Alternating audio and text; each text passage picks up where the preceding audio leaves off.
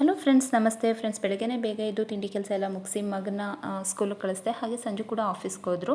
ಅವರೆಲ್ಲ ಹೋದ್ಮೇಲೆ ನಾನು ಸ್ವಲ್ಪ ತಿಂಡಿ ತಿಂದು ಹಾಗೆ ಫ್ರೂಟ್ ಏನಾದರೂ ತಿನ್ನೋಣ ಅಂತ ಹೇಳಿ ಡ್ರ್ಯಾಗನ್ ಫ್ರೂಟ್ ಇತ್ತು, ಅದನ್ನು ಕಟ್ ಮಾಡಿಕೊಂಡು ತಿಂದು ಹಾಗೆ ಸ್ವಲ್ಪ ಕೆಲಸ ಇತ್ತು, ಅದನ್ನೆಲ್ಲ ಮುಗಿಸ್ಕೊಂಡೆ. ಮತ್ತು ಮಗ ಸ್ಕೂಲಿಂದ ಬಂದಾದಮೇಲೆ ಅವನಿಗೂ ಸ್ವಲ್ಪ ಹೋಮ್ವರ್ಕ್ ಎಲ್ಲ ಮಾಡಿಸಿ ಏರ್ ಆಯಿಲ್ ಮಾಡ್ಕೊಳ್ಳೋದಿತ್ತು, ಮಾಡಿಕೊಂಡು ಟಿ ವಿ ಯೂನಿಟ್ ಎಲ್ಲ ಸ್ವಲ್ಪ ಗಲೀಜಾಗಿತ್ತು, ಅದನ್ನೆಲ್ಲ ಚೆನ್ನಾಗಿ ಕ್ಲೀನ್ ಮಾಡಿಕೊಂಡೆ.